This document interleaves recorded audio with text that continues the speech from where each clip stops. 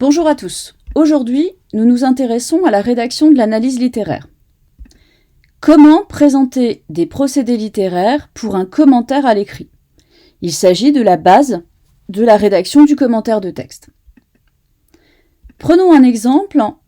Aujourd'hui, la lecture linéaire du Malade imaginaire, acte 2, scène 5. On peut s'entraîner à rédiger avec absolument n'importe quoi. D'accord ? Pensez bien que vous pouvez faire ces exercices de rédaction sur un petit morceau, vous pouvez vous entraîner véritablement sur tout ce que vous voulez. Voici une partie de l'explication à rédiger. J'ai une citation, des procédés et une sorte de conclusion. Donc la citation, il n'a jamais eu l'imagination bien vive, ni ce feu d'esprit qu'on remarque dans quelques-uns. Les procédés sont présentés sous une forme de liste.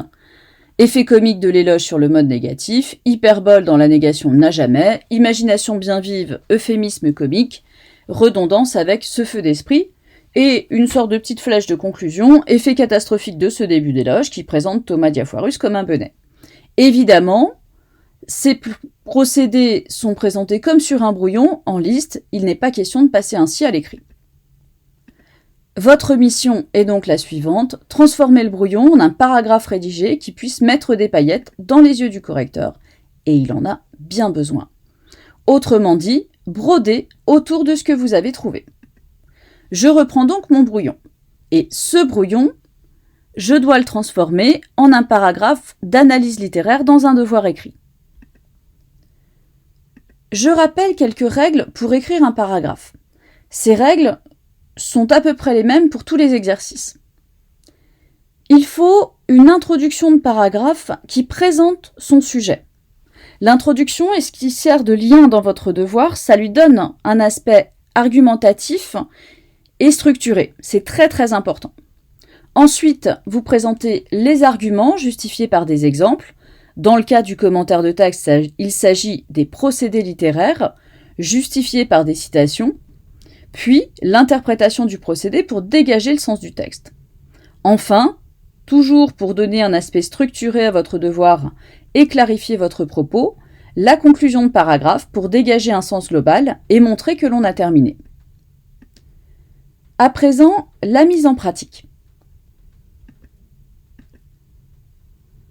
J'ai au centre, en haut de la feuille, mon brouillon à rédiger. Ensuite, le paragraphe rédigé. Vous pouvez remarquer que j'ai utilisé des couleurs. En jaune, c'est ce qui n'apparaîtra pas, évidemment, dans votre paragraphe, c'est entre parenthèses, à savoir les éléments d'introduction et de conclusion pour vous aider à les repérer. L'introduction correspond toujours à la première phrase du paragraphe, la conclusion à la dernière. Voici ce que ça donne.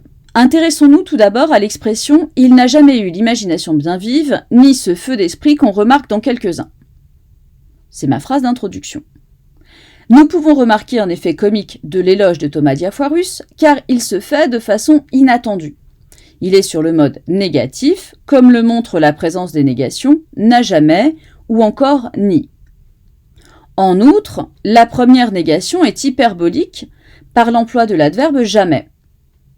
Pour renforcer le comique, le dramaturge emploie un euphémisme dans l'expression imagination bien vive, afin de dire que Thomas Diafoirus est un peu simple d'esprit. Cette expression est encore reprise pour créer une redondance dans « ni ce feu d'esprit ». Enfin la conclusion. Tous ces éléments créent un effet catastrophique de ce début d'éloge, puisque, bien loin de donner une image positive de Thomas Diafoirus, ces remarques le font passer pour un bonnet et suscitent le rire des spectateurs. Vous voyez que ici, ce que j'ai en bleu en gras et souligné, ce sont mes procédés littéraires. En rose, les éléments, les liens logiques qui vont créer une cohérence sur l'ensemble. J'essaie d'en mettre un petit peu partout de façon à ce que mon paragraphe soit bien organisé et soit surtout logique. J'espère que cette vidéo vous a servi et à présent, c'est à vous.